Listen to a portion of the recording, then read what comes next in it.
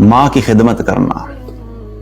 حدیث میں آتا ہے کہ ایک مرتبہ ایک صحابی نبی کریم صلی اللہ علیہ وسلم کے پاس آئے تو آپ صلی اللہ علیہ وسلم نے ان صحابی سے پوچھا کہ کیا تمہاری ماں زندہ ہے؟ تو انہوں نے عرض کیا اللہ کے رسول بالکل میری ماں زندہ ہے. تو آپ صلی اللہ علیہ وسلم نے فرمایا کہ تو اس کی خدمت کیا کر، کیونکہ جنت اس کے قدموں کے تلے ہے. تو ان صحابی کو آپ صلی اللہ علیہ وسلم نے تلقین فرمائی کہ اپنی ماں کی خدمت کیا کرو کیونکہ اس کے قدموں کے نیچے جنت ہے. ماں ایک ایسا خوبصورت رشتہ اللہ نے دیا ہے کہ وہ انسان کو بچپن سے لے کے اپنی زندگی اور اپنی عمر کے آخری حصے تک اپنی اولاد کے لیے خیر ہی چاہتی رہتی ہے. وہ ہر وقت اپنی اولاد کے لیے فکر مند رہتی ہے کہ میری اولاد کو کوئی نقصان نہ ہو، میری اولاد خوش رہے، میری اولاد جو ہے وہ دنیا میں کامیاب ہو، میری اولاد آخرت میں کامیاب ہو، میری اولاد نیک اور صالح ہو، میری اولاد جو ہے کسی کی محتاج نہیں ہو. اور میں آپ سب کو یہ کہتا ہوں کہ جن جن لوگوں کی مائیں زندہ ہیں اپنی ماں کی دعا لیا کرو. کیونکہ ایک مرتبہ ایک شخص آیا اور اس نے آ کے ابن عباس رضی اللہ عنہ کے پاس آیا اور ابن عباس رضی اللہ عنہ کے پاس آ کے عرض کی کہ میں نے ایک بہت بڑا گناہ کر دیا ہے اور مجھے سمجھ نہیں آ رہی کہ میں کیا کروں. تو انہوں نے کہا ٹھیک ہے ایک کام کرو، تم توبہ کر لو اور دوسرا مجھے بتاؤ کہ تمہاری والدہ زندہ ہے؟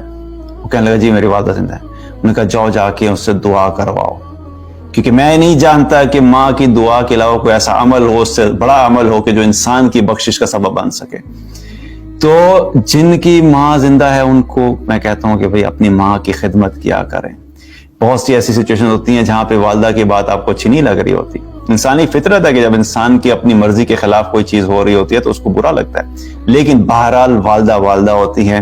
اپنی ماں کے ساتھ جو ہے وہ اچھا رویہ کرنا اور اپنی والدہ کی خدمت کرنا، کیونکہ ماں کا جو مقام جو ہے وہ والد کے مقابلے میں بھی جو بہتر اس وجہ سے بھی ہے کہ ماں جو ہوتی ہے وہ بچے کے دنیا میں آنے سے پہلے ہی اس کے لیے تکلیف اٹھانا شروع کر دیتی ہے.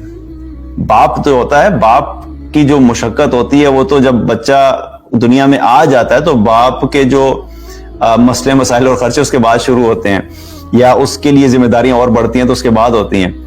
لیکن ماں بچے کی دنیا میں آنے سے پہلے ہی کیا ہوتا ہے کہ وہ تکلیف اٹھانا شروع ہوتی ہے. جب وہ اپنے پیٹ میں اس کو کیری کرتی ہے، اس بچے کو اپنے پیٹ میں 9 مہینے رکھنا اٹ سیلف ایک اتنی بڑی آزمائش ہوتی ہے.